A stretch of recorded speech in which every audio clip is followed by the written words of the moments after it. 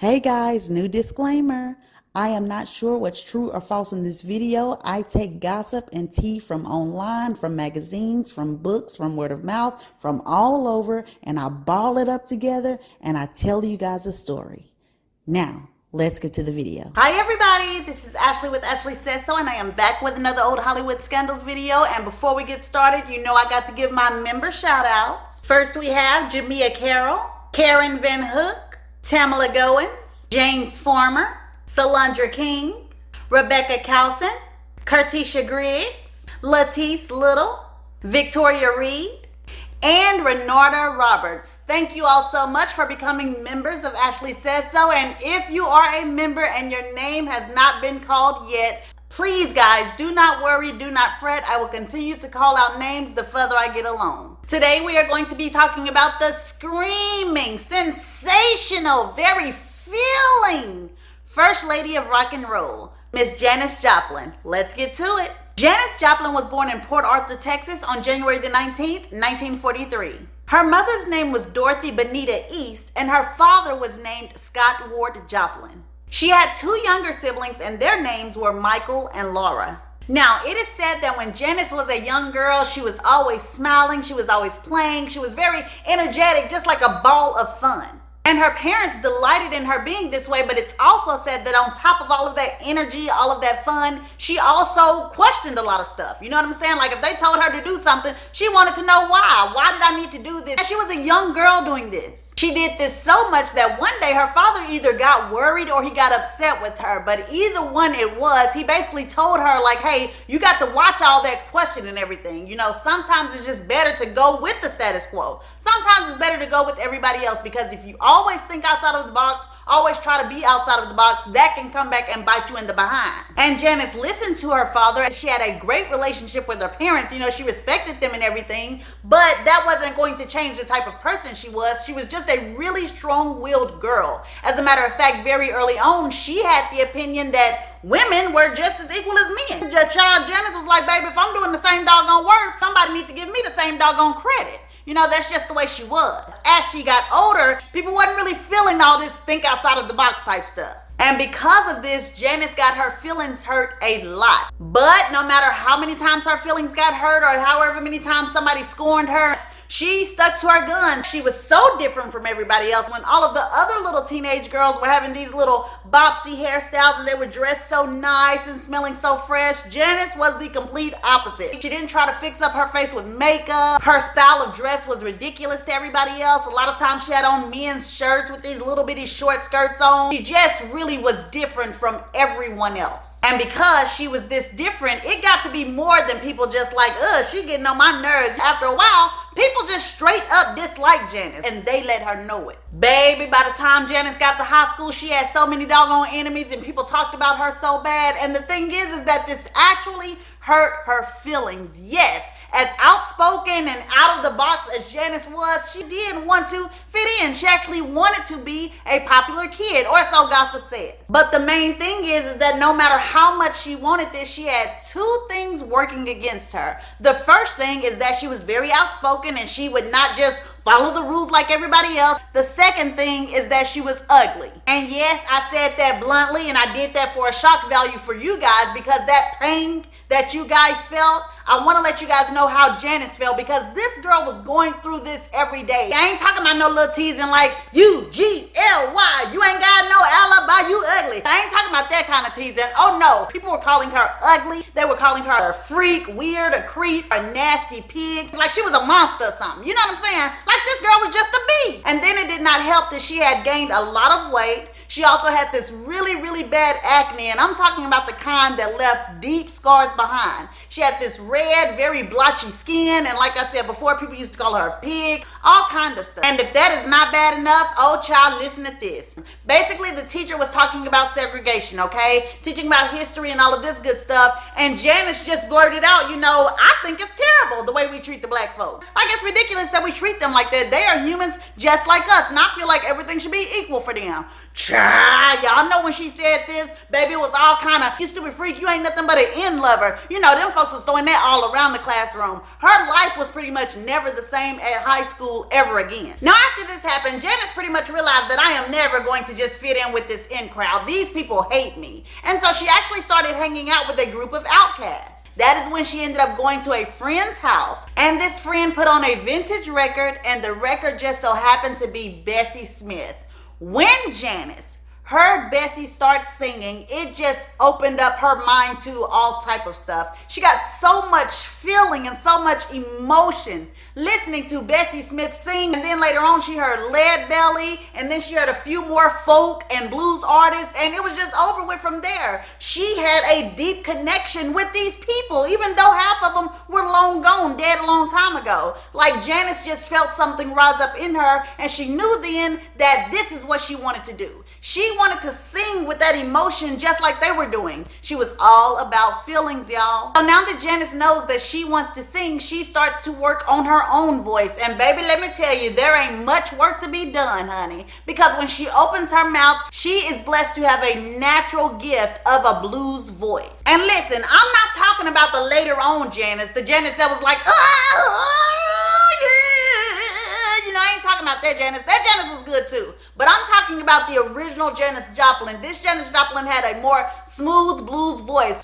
I'm gonna put a song in the description. This song is called Trouble in Mind. Listen to that song and tell me she don't sound like Bessie Smith. But anyways, because Janis is blessed to have this natural voice, she and a couple of friends get together and form a band. And this band is not super professional or anything like that. It's really just a group of friends, like I said. But they do go to different bars and they sing. Now, Janis is an actual singer. No matter though, this does not endear her to the students of her school. The more popular kids, they don't give a doggone about that. They still cannot stand her. It's almost like they wanted her to just give up on everything and wanted her to be nothing, simply because they felt like she was unattractive. So they continued to treat her worse and worse and worse. It got to the point where Janis just kind of wanted to stop going to school, and she did. She missed a lot of school days. It is said that she found out just how many days she had to attend school in order to graduate, and that is basically the amount of days that she attended school. Now, even though high school was terrible for Janis Joplin, she did go through with it, and she graduated in the year 1960. Now, of course, Janis could not get away from that high school fast enough. She was jumping for joy to be over it. The emotional scars that those bullies left were really, really deep inside of her. She was hoping that when she went to college, she could meet new friends, she could leave all that crap behind and just kind of start over. But here's the thing, child, Janis should have knew better, because what happens when you go to college? All of those children that you graduated with, they also go to college. And then children like them from other schools go to college too. So when Janis came on campus being her old regular self, looking like she always looked, acting like she always acted, headstrong, people took notice of her. They took so much notice that some group of students in the college actually did a write-up on her in like the school newspaper, and basically was like, Janis,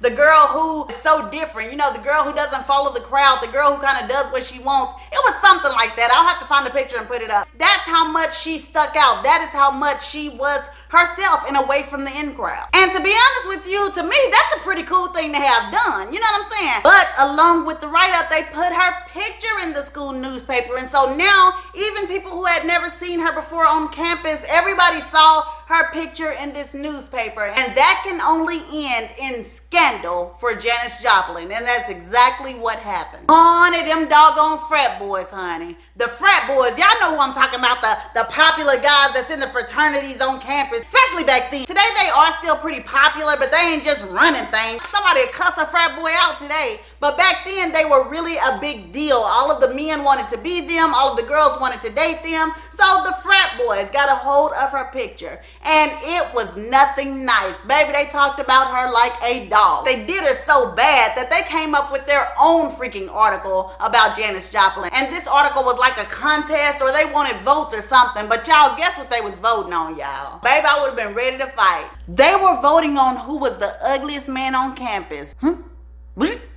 What? Y'all heard me right. I said the ugliest man on campus.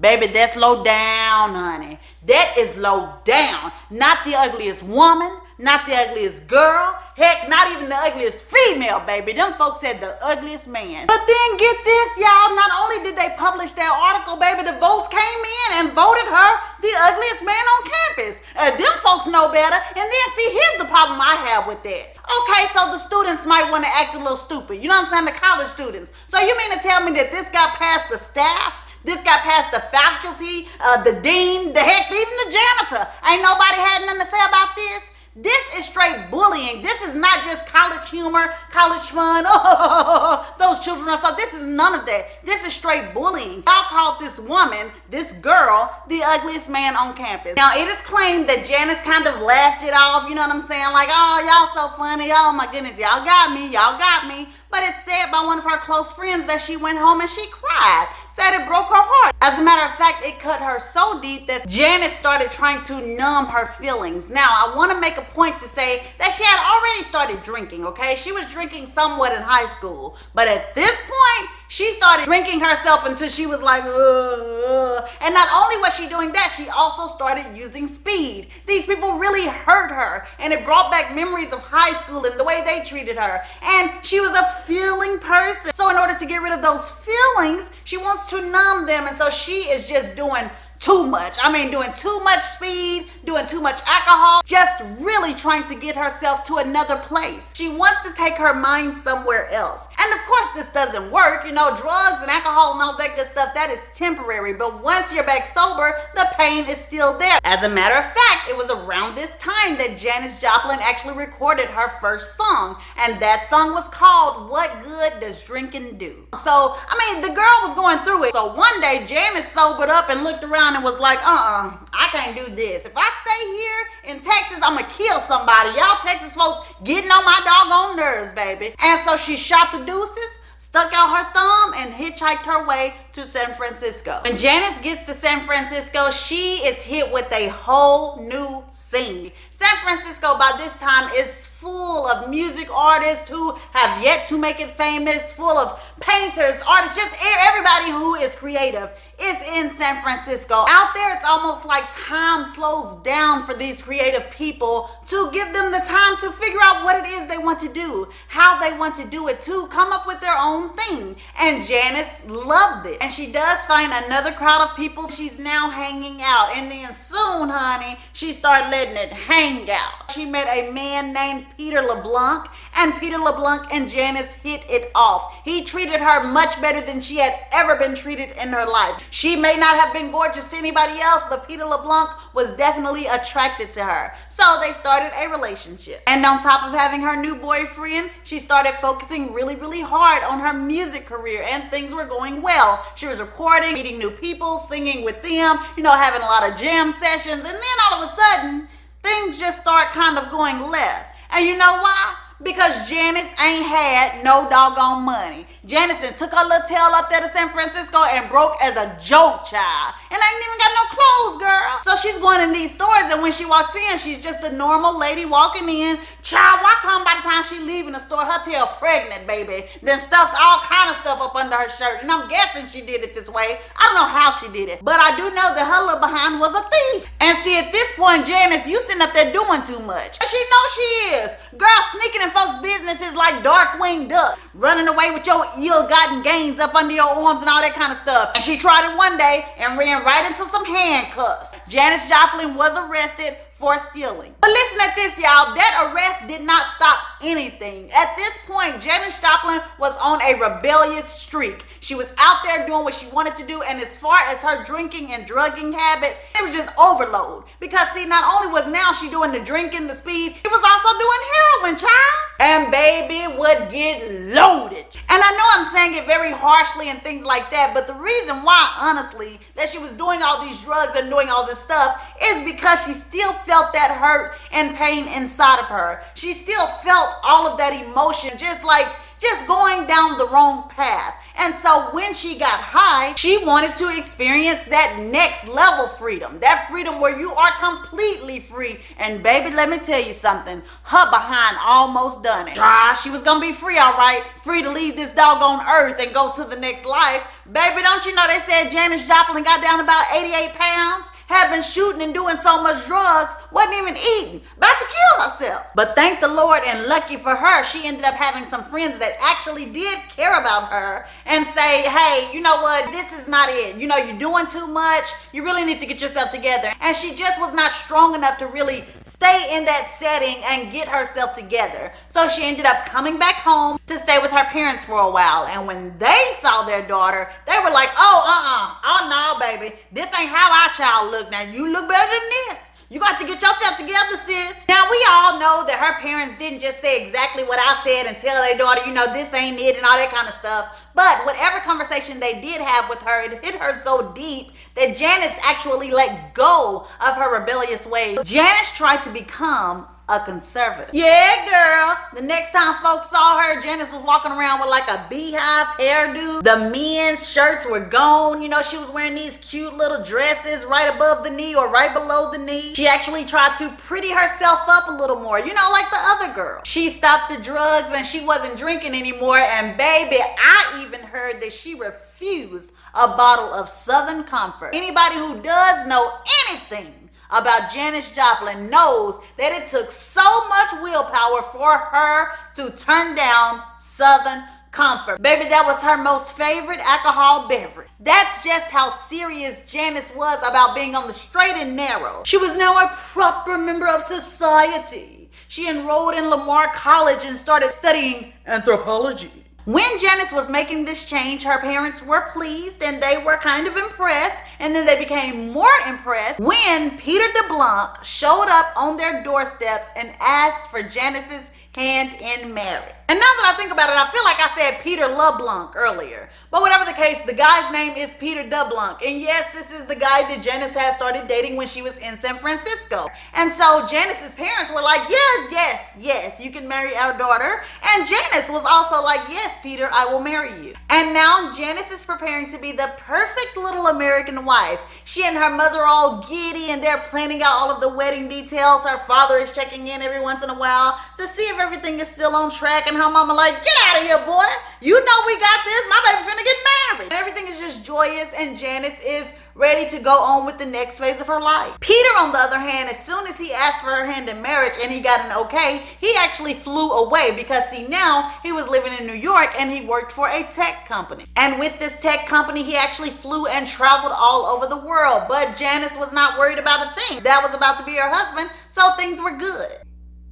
Y'all know why I'm looking like that, baby. You know some mess finna happen, honey. And child, I guess Peter had flew somewhere, maybe Brazil, child, I don't know. Wherever he went, must have been some fine woman all up in his face, you know, flinging her stuff everywhere. And Peter took one look at that doggone woman. Next thing you know, Janis's phone rang. And Janis is probably all like, hello? Hey, Janis? Hey, Peter, oh my gosh, baby, I miss you so much. Okay, well, yeah, about that. I need you to stop missing me because I've met somebody else. Wedding's over. Take it easy. Hello, Peter? Peter? Just like that, honey. Peter told Janis to take it easy and went on about his life. Broke their engagement only after a few months, if that. And just like that, Janis was back on an emotional roller coaster. She was back to all these feelings and now she felt very lonely and very abandoned. And this is a feeling that would also stick with her pretty much the rest of her life. She felt very, very alone, overwhelmingly alone. But she put her hard hat on and she was like, look, back to the music. It's time to focus on me. And one of the first things she did was take back off for San Francisco. And when she got there, she started booking little gigs and singing and recording all over again. And there was a guy who was sitting there listening to her one day and he loved the bluesy, folksy sound of her voice. And he was a part of a rock band called Big Brother and the Holding Company. He told Janis that he was impressed by her. He loved the way she sang. He wanted her to meet the rest of the bandmates, and soon Janis Joplin became their lead singer. And there is a lot of detail when it comes to Janis Joplin and her bands and her music and things like that, but we're not gonna get into all that detail because that takes up a lot of time. And baby, y'all already know what we gotta get to. What we gotta get to, y'all. Y'all better doggone holler at this screen. I said what we got to get to. Yes, child, the scandal, child. the scandal. Ooh, some of y'all out there looking crazy because some of y'all said the T. Yes, y'all did. That's all right, though. I'm going to let it slide this time. Anyway, the main points I want to make with Janis Joplin and Big Brother and the holding company is that she did find success with this band. It was with them that she sang at the Monterey Pop Festival. This is the first time that many people were introduced to Janis Joplin, and the people in the crowd were blown away by her voice. They just were not expecting this from her. And let me go ahead and be honest, they wasn't expecting it from a white girl. I'ma just be honest, they were not expecting that type of voice from a white girl because she had that like Etta James, you know what I'm saying? She had that like a whole bunch of other black singers, blues singers, soul singers, and people just were not expecting that from her. And of course, she turned that from blues to rock, and it was kind of a mesh and had so much energy, so much feeling, so much spirit in her music. It really blew people away. It was also while she was with this band that she re-recorded Big Mama Thornton's song, Ball and Chain, and that was a huge success. It was also with Big Brother and the holding company that she sang,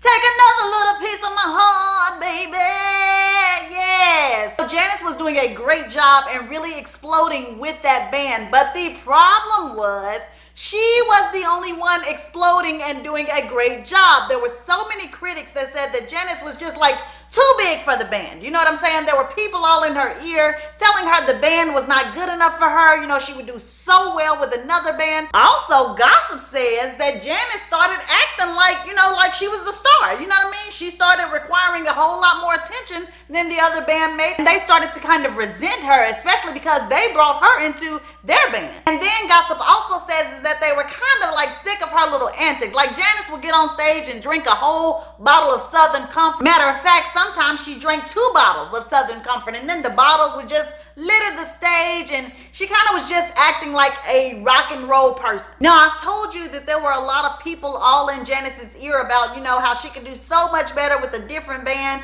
how she really didn't need Big Brother and the holding company, and rumor has it that some of that stuff kind of got into her head. She felt like that they were not up to par. So by 1969, Janis Joplin went solo, and she got another backing band, and this band was made up of mostly session musicians, people like that. It was really just all about Janis at this time. And so I do want to stop it right here and get to the scandal, honey. Let's come on and get to the tea. Now, child, listen at this. The first rumor goes all the way back to high school, honey. Now listen, baby, these folks out here is saying that Janis's feelings might have been hurt, but baby, they say her privates wasn't. Child, they said Janis might as well had to been called Pound Town in high school, honey. Baby, they said she was sleeping with some of everybody. And not only did people whisper about her promiscuity, they also whispered about her drinking. So she kind of gained a reputation of, you know, she's a hard party and drinking girl. You know what I'm saying? Give her a doggone drink and baby, you gonna get laid tonight. Now, some people feel like she was sleeping with people like that to be able to fit in, and maybe some of the guys had manipulated her. But other people say, no, that's all wrong. Janis slept with a lot of people because that was Janis's way of being free. You know what I'm saying? She just felt like, hey, it is what it is. Free love everywhere. Now, listen to this little bit of tea. It is claimed that Janis Joplin loved Southern Comfort alcohol so much, like I told you before, that the company actually got in touch with her and gave her a fur coat. Then listen to this. There's a tale about Janis Joplin being on stage at some venue, okay? And it was real wild and rowdy and everybody was having a good time. And then all of a sudden the lights came on, then the cops started coming down to the stage and they were trying to calm everybody down. You know, they're like, y'all are being too loud. Everybody's trying to run up to the stage. You know, people out here acting a fool. And so they turn to Janis and they're like, help us calm them down. And Janis instead is like, hey, y'all leave those people alone. Do not touch these people. Do not tell these people what to do. And so the police turn to look at her like, girl, shut up and leave us alone. And they turn back around and they're like, hey, y'all need to calm down. Everybody get back and all of this kind of stuff. And Janis is like, you know what? What's your problem? You got a problem, Mr. Police Officer. What are you, mad? Did your tickets cost more than everybody else's? What's the problem? And so eventually the crowd does mellow out, everybody does get quiet, and Janis continues to sing. And she feels like she's had a victory because, see, not too long before, Morrison had the same thing happen at his concert. His behind got escorted off stage and got arrested. So Janis is like, you know, ain't nobody touched me. You know what I'm saying? I can still sing up here. Then she gets off stage and she walks into the dressing room and walks right into some handcuffs once again. And after that, they hauled her behind to jail. She actually had a court date as well, but the judge ruled that she should be freed and everything should be dropped because she was practicing her freedom of speech. Speaking of Jim Morrison, honey, that is not the only tale I have about them two. Child, check out this T-bomb. Okay, so Jim Morrison of the Doors is the man right now. You know what I'm saying? He is the king. And baby, he is hot stuff, child. The man is fine and all the women think so. His hair look like mine on the doggone pictures. Baby, he got it going on.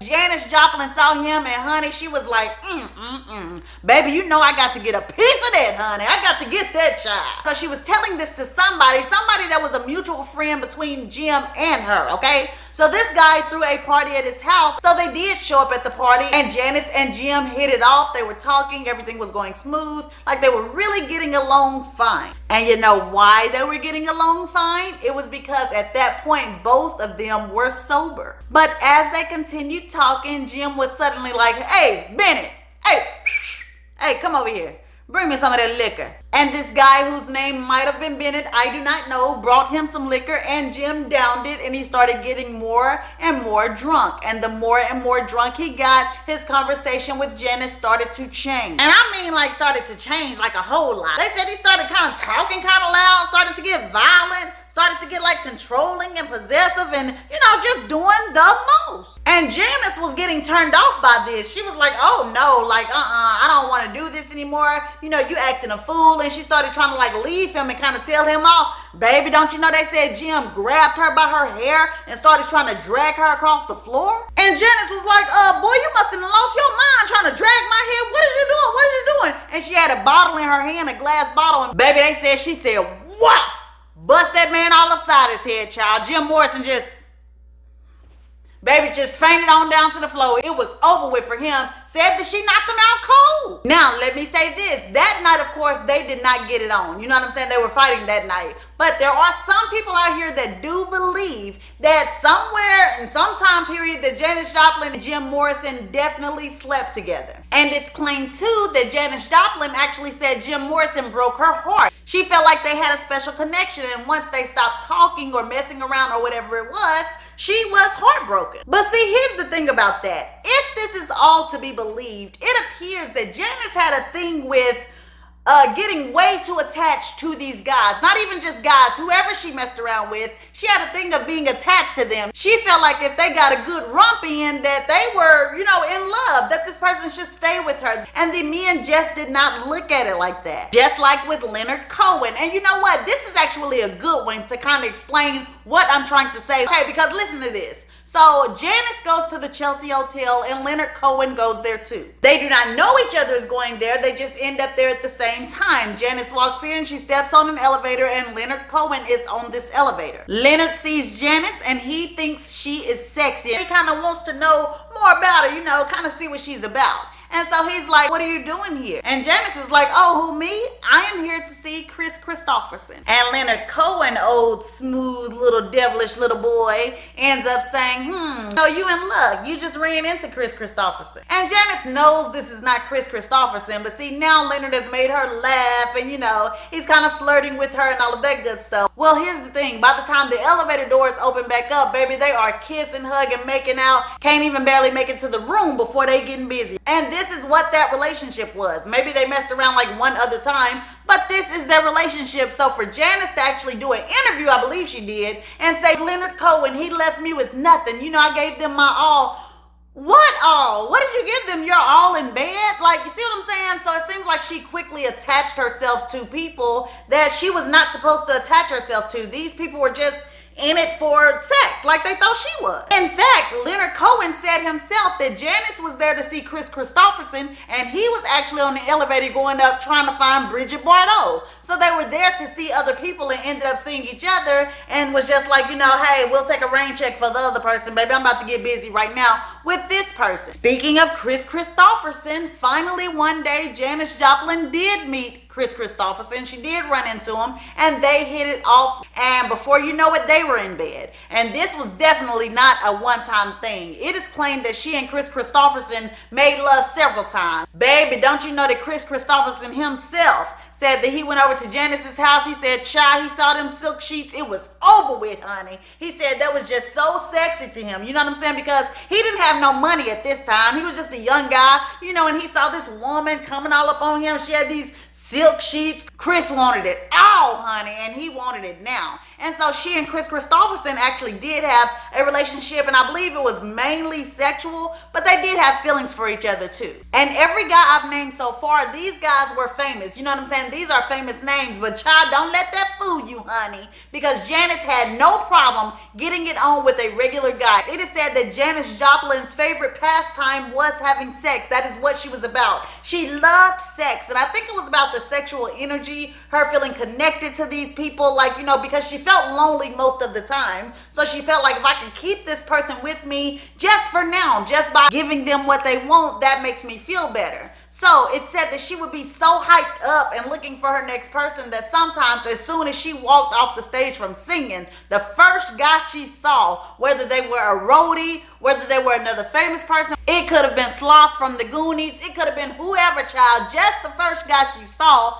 that is who she was going to sleep with. They said she would be like, you, hey, come on, let's go get it on. I'm hot and I'm ready. And 9 times out of 10, those guys automatically were hot and ready, and they went and they slept with her. Not only was she doing that after she sang, it's also said that there were many times before the show that she would be in her dressing room just having sex with somebody. One time they said the show was delayed because she would not get out of her dressing room. Like, I guess it was good in there some child, but Janis wouldn't leave. And then I believe it was at that same concert when they finally got her out of the dressing room, Janis just came straight on stage, didn't freshen up, didn't change her clothes, didn't do anything, came on stage with a little old bitty short see-through skirt on, hadn't even took the time to put some panties on, child. Said the folks in the audience were like, oh my, well, hello. You know, that's all they saw, TT in their face, child. And you know what? That sounds a lot like Tina Turner, because remember I said somebody daddy said they went and saw Tina and she ain't had no panties on.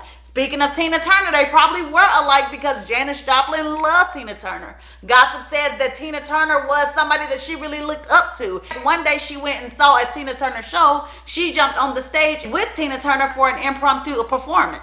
Another guy that it said that she messed with was David Clayton Thomas, and he was the lead singer of Blood, Sweat, and Tears. I'm naming off all of these male names and all of these guys, but child, don't you know it's tea out in the streets that said Janis Joplin was bisexual and that she slept with women as well? One of these women was a woman named Jay Whitaker. It is said that she met Janis Joplin in a gay bar, and it's said that they would have done well, but Janis was a little bit too wild for her. Like, Jay Whitaker was more settled. You know, she was more of a homebody, more calm. So that relationship did not work out in the long run. Another woman she was rumored to be in a relationship with was a Miss Peggy Caserta. And they actually started off as neighbors. And then, honey, I guess somebody needed to borrow some sugar or something, honey, and came over there and knocked on the door. Baby, they got a little more than sugar, if you know what I mean. She and Peggy became lovers and also best friends, also heavy drug users together. Speaking of Peggy Caserta, okay, child, so rumor has it that Peggy Caserta was with Janis Joplin when she performed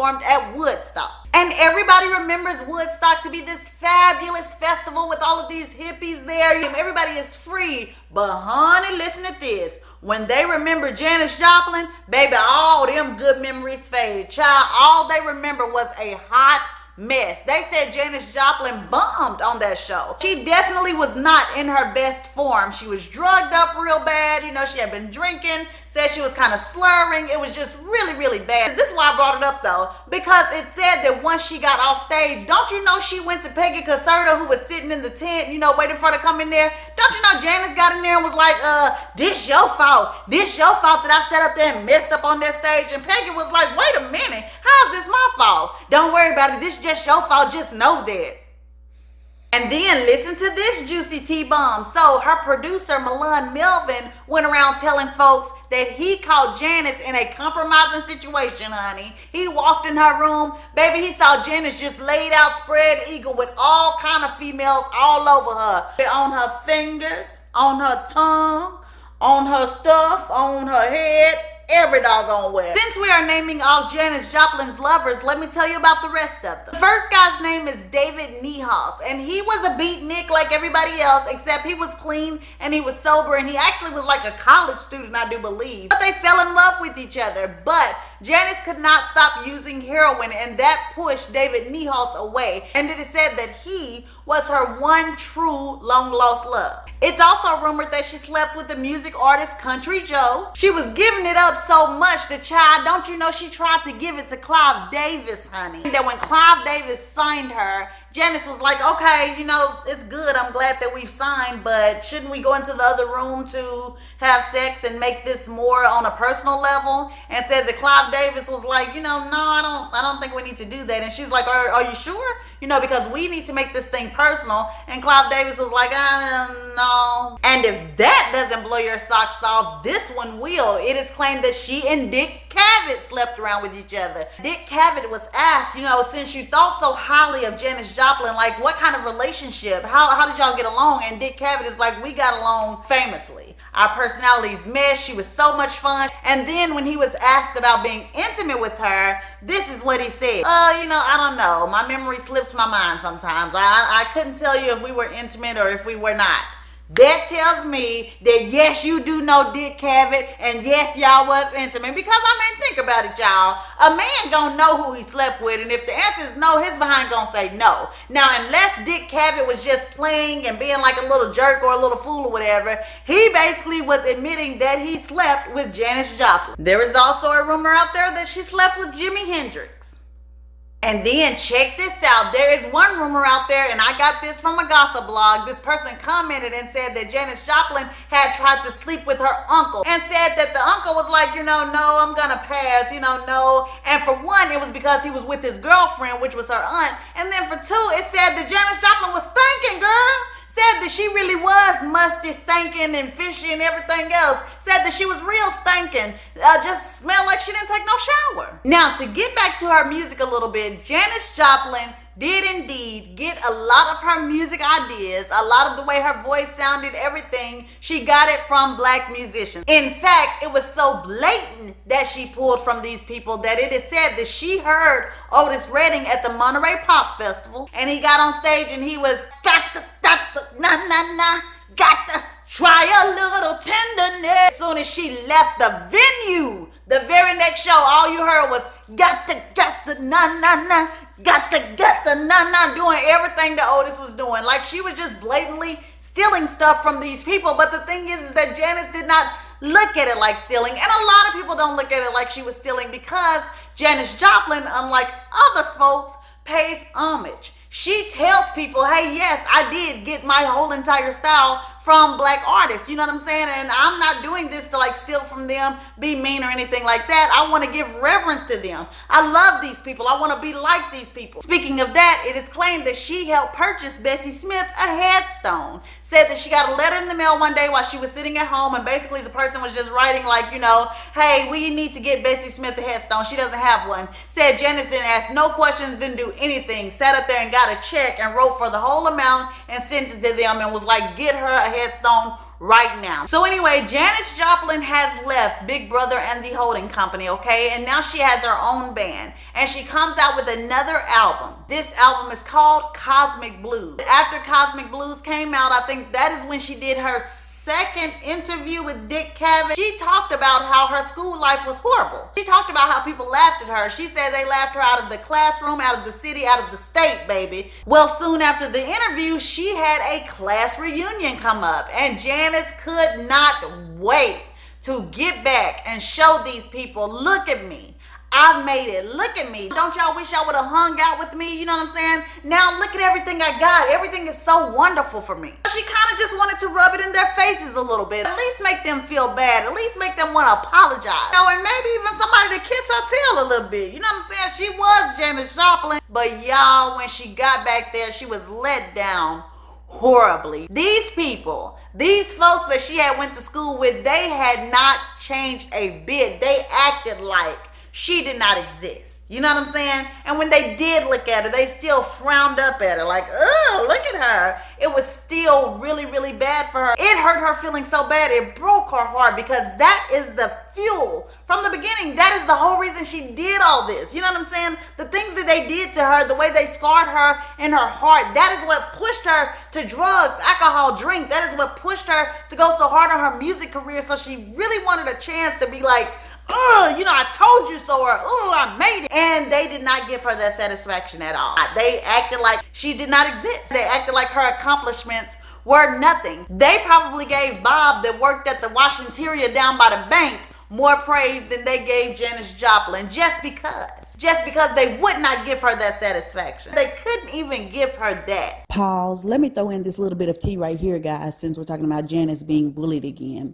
How about the ex-Dallas Cowboys coach, Jimmy Johnson, used to go to school with Janis Joplin? Child, don't you know somebody went to digging in his past and asking questions and all of that good stuff, and baby, they found out that he was one of her biggest bullies. They said that he would bully her until she was reduced to tears. He was merciless in the way that he bullied her. And honey, once the people found out, child, they wrote all kind of newspaper articles and magazine articles and everything about it, honey. Just called him out. You know, he was sitting up there in the corner looking cheap, baby. I don't even know if he apologized for doing all that. I think he was still probably just prideful, baby, and ain't said nothing. But I don't know. He may have apologized, y'all. I don't know. But anyways, I just wanted to throw this out here. Let's get back to the video. Those people in Port Arthur did her any kind of way. And because this happened, when she was getting ready to leave Port Arthur, I think somebody from a newspaper or maybe a magazine or somewhere, somebody local came to her and they asked her questions about how did she feel now that she was a big star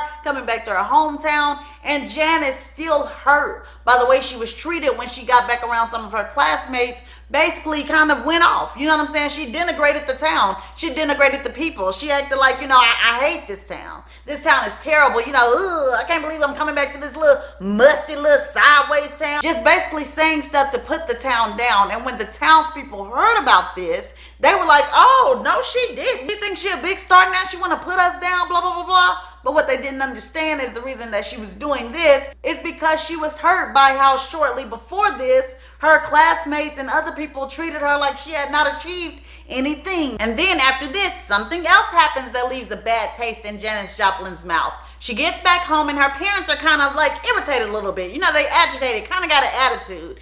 Janis doesn't really know what's going on, but I'm sure she had an idea because, see, Janis had done what many other rock stars and actresses and actors had done once they became famous. They start to embellish their backgrounds. Start to embellish the stories of how they were raised and how they grew up. And one of Janis's main themes was to say, you know, at 14 years old, you know, she was completely on her own. Everybody just gave up on her. She was kind of kicked out on the streets from her family home. And she was saying this to people, and it was not true. And her parents, who loved her, who she actually had a great relationship with, did not like this. They didn't understand. Janis, why would you say this? And then on top of that, they were also upset that she kind of brought her whole entourage to their house. Got these guys in and out their house and all in their kitchen and stuff. It's just a lot. And her parents are like, you know, this is enough. And so an argument starts and Janis like huffs out of the house, immediately gets on a plane and flies back to California. So the year is now 1970. Janis Joplin is working on a fourth album, and this album is called Pearl. She also has a new lover in her life, and this guy's name was Seth Morgan. They got engaged after a few months of dating each other. So she's focusing on her album and she's in the recording studio all the time. She spends like a month working on this album. She's all alone. Seth Morgan, her fiance, spends some time with her, but he's really not spending a lot of time with her like she wants. Also, she's in touch with Peggy Concerta. And at some point, Janis feels like she wants both of these people in her life. So she starts to try to get them to meet each other, try to get them to be around each other, and also tries to get them to do a threesome with her. So she's entertaining the idea, you know, she's talking to both of them about the idea, and then finally she ends up making plans with them. She's like, okay guys, we are going to meet up and we are going to get together and have some fun. We're about to get this show on the road. And Peggy and Seth both agree to do it. You know, they're like, okay, you know, we'll be there. This is fine. This is cool. Can't wait to see you there. And then the day comes and Janis is at the location and she's waiting for them to come to her hotel room, and nobody, absolutely nobody shows up. not Seth nor Peggy. And they both claimed later on that they thought the other one was gonna be there. But they kind of both just agreed to Janis's plans and then kind of backed out. You know what I'm saying? Didn't let her know that they didn't really want to go through with it. They just backed out and made plans with other people. It really trifling a little bit, to be honest with you. Just be honest. If you don't want to do it, just be honest. But nobody showed up. And when nobody showed up, this is the worst thing that could have happened to Janis Joplin, because her feelings were hurt. She was alone again. She was abandoned again. And then by the two people that she loved most, they both was gone in her time of need, or gone, when she wanted to spend this intimate time with them. And so this really hurt her feelings. So she's kind of just lounging around. She don't have nothing to do. So she goes and she calls her drug dealer. And this scene has been described many different ways, but I'm just going to choose this way and just describe this to you guys. So she's sitting on the edge of the bed, okay? And she shoots her heroin. She shoots it. And then, she's sitting back, she's feeling it. And then I guess she tries to place the syringe on the table. But as she's reaching over, she straight keels over. Just like violently shoots over. And she hits her head on the nightstand and then she falls. Or this story says. Other stories say that she was wedged between the nightstand and the bed. When she hits the ground, her breathing becomes labored. And I am sure panic grips her heart. And not only panic, probably also a little bit of sadness, because she realizes she is completely alone in these moments. And then while she's thinking and probably trying to breathe, her eyes become more and more droopy, and they kind of slur to each side, and then they close and they shut forever.